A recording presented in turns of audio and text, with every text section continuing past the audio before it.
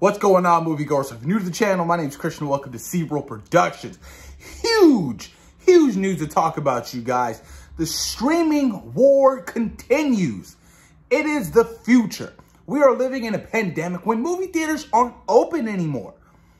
So movie studios can't capitalize off of their films. The films they put millions upon millions of dollars into making for the fans. Yes, you guys, with Netflix, Disney Plus, HBO Max, streaming is going to be the future, and it's kind of scary. This is coming from a person who loves a movie theater experience. I've been going to the movie theater since I was a child. I absolutely love going to the theaters. It is so therapeutic for me. It's something I love to do on my days off, and I missed it. The last movie I saw in theaters, I think it was The Invisible Man or Bad Boys for Life. And I haven't been back since because they aren't open right now. And it's so devastating. But with Warner Brothers coming out and HBO Max and Warner Media dropping this huge bomb today, stating that they're going to be releasing 17 of their films of 2021 on HBO Max, is massive, you guys. This is going to have a ripple effect on how we view cinema. And I can already see Martin Scorsese turning his fucking head right now, because he has this whole ordeal with Netflix films being nominated when it's not released theatrical. That whole debacle with this guy. Not throwing shade at Martin Scorsese, because I love Martin Scorsese. I mean, Goodfellas, Casino, Raging Bull, Taxi Driver, Wolf of Wall Street, you name it. This guy is a raw, talented director.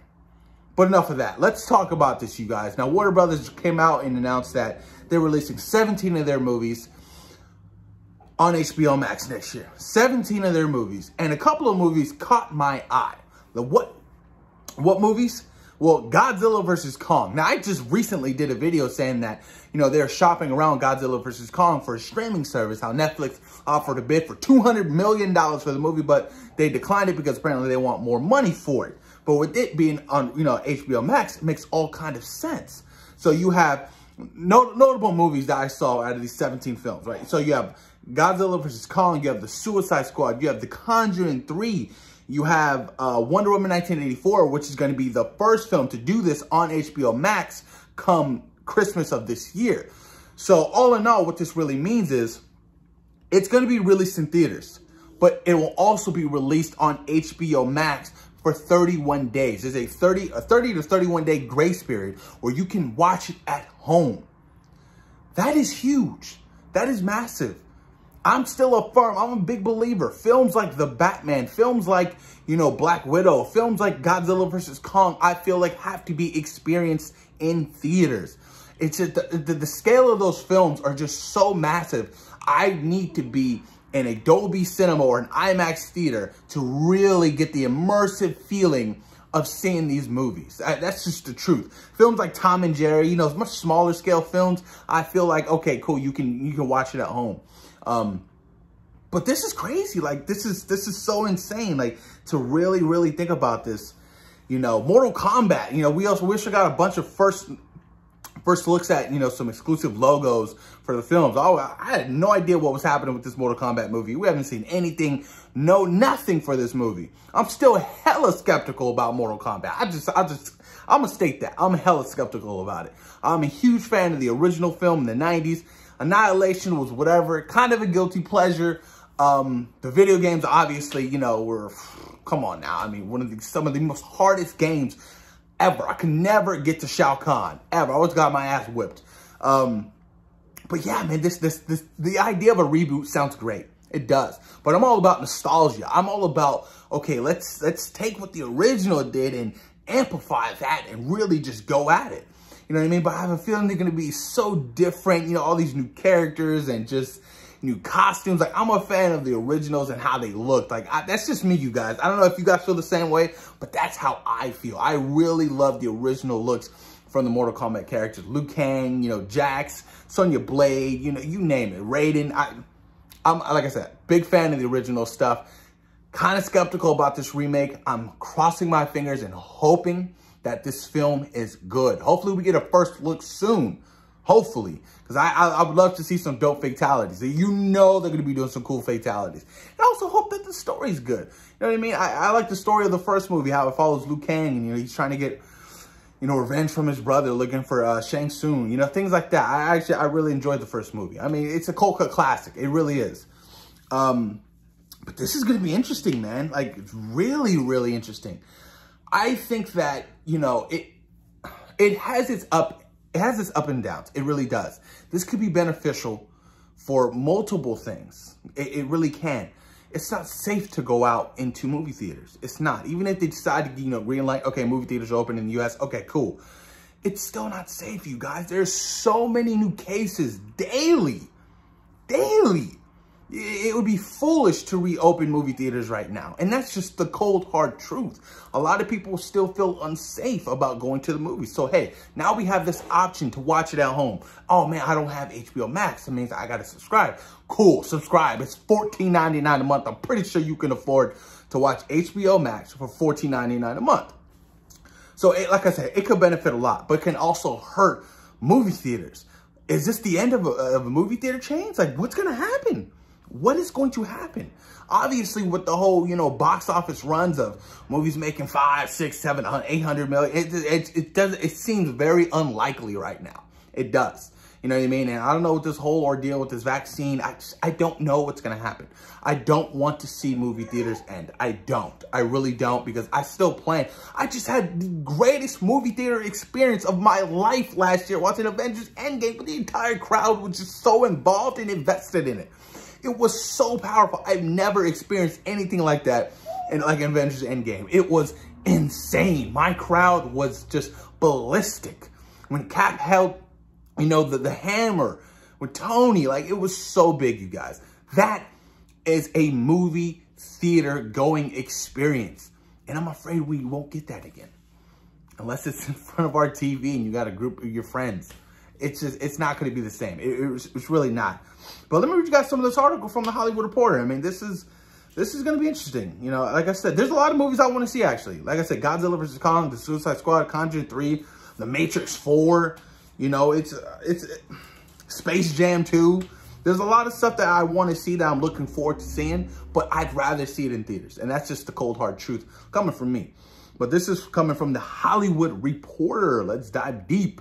The studio announced Thursday day and date releases for its 17-film slate, which will hit HBO Max for a 1-month window that starts the same day that will be available in U.S. theaters.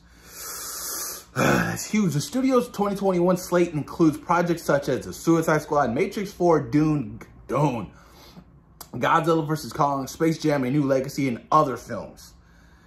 Oh, man, this is massive. This is, you guys, I don't think people really understand how big this is. Like, I wonder how this is going to affect, like, Disney. Like, does Disney plan on doing something like this? I know a lot of people saying that Disney's whole investor day, I believe it's next week. Maybe they take a page out of Warner Brothers book and like, okay, well, let's do this. Excuse me. We're going to release Black Widow, you know, for a premiere access as well, but not charge $30 like you did for Mulan. Got robbed. $30 for Mulan. Didn't even get the 4K physical copy. And that movie was straight booty cheeks. It really was. So disappointed in that movie. You have to pay an extra $30 to see that movie. But HBO Max is like, hey, there is no surcharge. We are going to be releasing it for 30 days on our app, on our, you know, our streaming service already. And that's what I love about that. I think it's a great idea. You know, the fact that I don't have to pay extra to see this movie. And I'm not saying I wouldn't pay extra. Like, I would pay extra to see Wonder Woman 1984. I'll pay $20 to see that at home. If I can't see it right now in theaters, guess what? I will see it at home. I'm a fan. I will see it at home. I'll pay that extra money. So it makes all kinds of sense. But this is what, what's his name? One of the chairmen had to say over at Warner Brothers. It allows us to do a global release and a national release in what we think is going to be a checkerboard theatrical marketplace for the bulk of 2021. We think where movie theaters are open and consumers can go, that a lot of people will choose to go to the theater, especially for big movies. It makes sense. Like I said, for big movies like that, I would go to movie theaters if they were safe to go, obviously practicing social distancing and things like that, and you know, where it's a much more comfortable environment.